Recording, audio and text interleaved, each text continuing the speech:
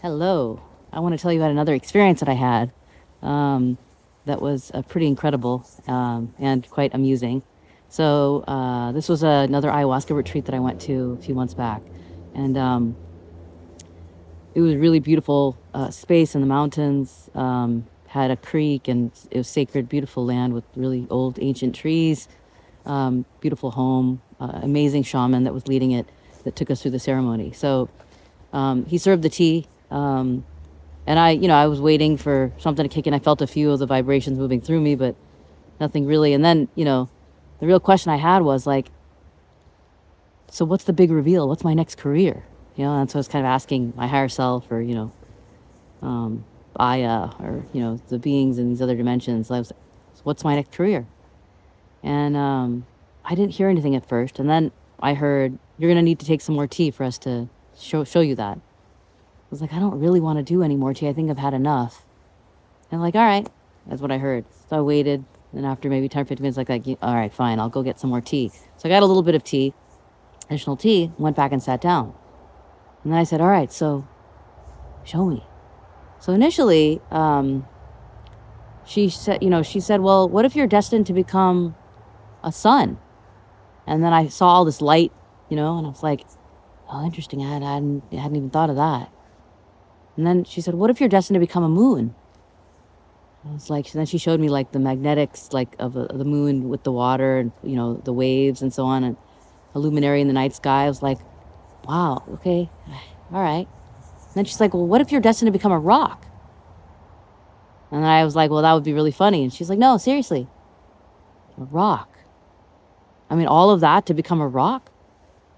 And then she said, well, why not? A rock is as much a part of consciousness as being a software development director or lead, or the mountains or the sky or the moons or the star. It's no less a part of consciousness. So then I was like, a rock. What if I was destined to become a rock? So I kind of sat there with that, like a little bit like, what the hell? And then as I thought about it, I was like, actually, it'd be really hard to be a rock. I've been to Vipassana, a 10-day silent retreat. This would be silent for centuries. And the image that I was getting was like everything everywhere all at once, like when there was a parallel life where she was like a rock. It was like, that would actually be really hard, like a really hard challenge, actually. So then I was like, all right, it would be like the ultimate Vipassana. It'd like to be a rock. So it was kind of like coming to terms with it. And the moment I kind of accepted the idea that, being a rock is actually a perfectly fine, fitting, challenging life, immediately I started feeling like my bones were made of lead. Like I could feel, you know, myself, like it was the first time I actually felt embodied, I guess is the way I could put it. And the thing I then heard was, so one of the intentions that I was kind of setting in the beginning was like, was continue to awaken my purpose and raise my potential. But I also had read this book called, I think it's called Hands of Light by Barbara Brennan. She's a NASA physicist that became a healer, opened a school, and like thousands of people were going through it. Pretty incredible books.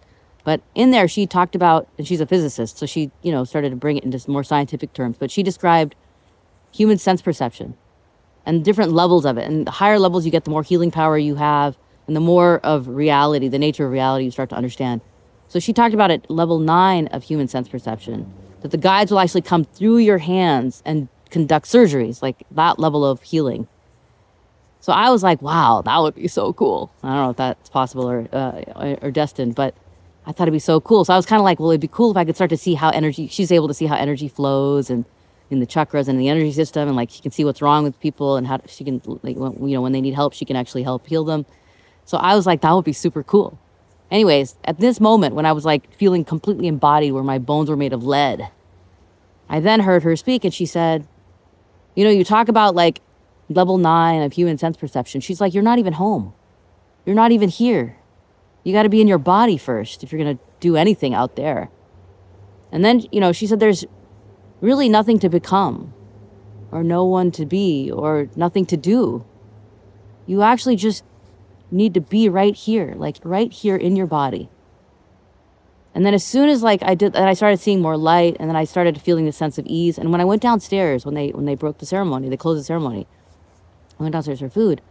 Now, this was the second night. So the first night I was, still feeling kind of socially awkward and not super comfortable in the group. And, I talked to a few people. They're all really nice people, but didn't feel that sense of belonging that I was really kind of looking for. But the second night when I went, after this, experience that I had, when I went downstairs, the thing that was so interesting was suddenly I started noticing all these things about people that I hadn't noticed before. So, for example, I was like talking to this one guy who was like just chatting, and all of a sudden I saw like the crinkles or the creases on the edge of his eyes, like someone who laughs a lot or smiles a lot, like has these like really deep crinkles. And I was like kind of in awe, like, wow, this person's like must live such a rich life to be laughing so much and like smiling so much, or just seems like a kind of a like. And then like all these things about people, like I noticed the radiance of a woman, like speaking to her smile, like how radiant it was, or this woman who was wearing this shawl and like the beauty of how it draped over her body, like it was like.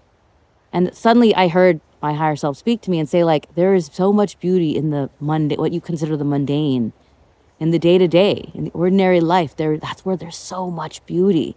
And I realized that it was like anyone I talked to, suddenly they were like, for some reason, everything they were saying, they were like the most interesting people in the world. Like, I was like, really wanted to hear more from them and get to know them. And like everything they were saying was like either like beautiful or hilarious or just really positive sentiments that I was feeling.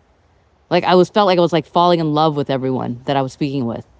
Like it was that much of a magnitude. And so that's really what like she was showing me, that, when you start to see more of reality, you start to see the beauty in the mundane.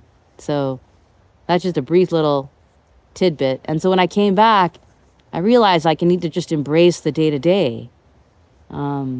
And so that's what I did. I kind of settled in, not expecting fireworks and, dramatics, but really just kind of lean in and think of it as like a phase that I'm going through. There'll be roller coaster, like contractions and expansions, or like, moments where there's like more quiet and other times where there's more activity. And so I was really starting to embrace that.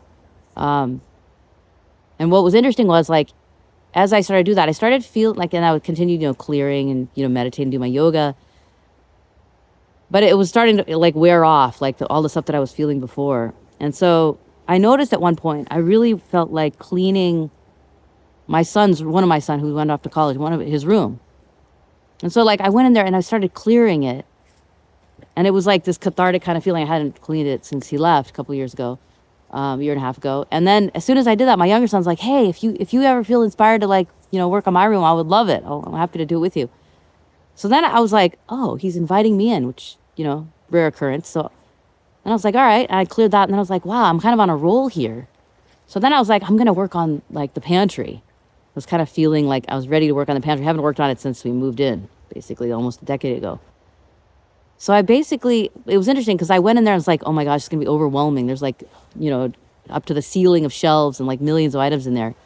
So initially I just started researching a little bit, and then I ordered some bins and stuff, and then I was going to start. I got all the bins, and then when I opened the boxes, some of them were broken, so I'm like, ugh, I have to order new ones.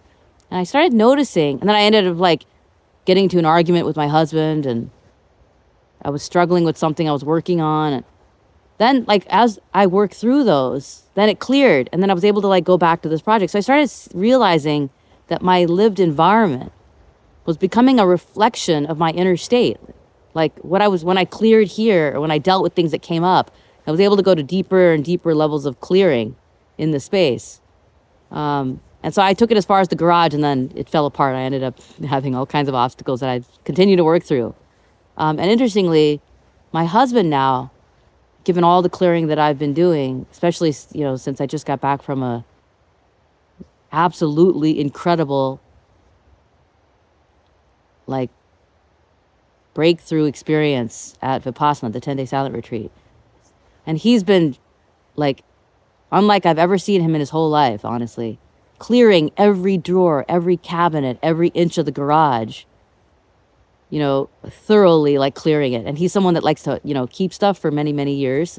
I'm kind of the opposite of that. So he's just been getting rid of stuff and clearing stuff. And it's just fascinating to watch how both of us are kind of processing the things that we're clearing. And like when, how it's being reflected in, kind of both realms. So I'm going to leave you with that. And I'll share in the next video the incredible journey of my last 10-day silent retreat. Thanks.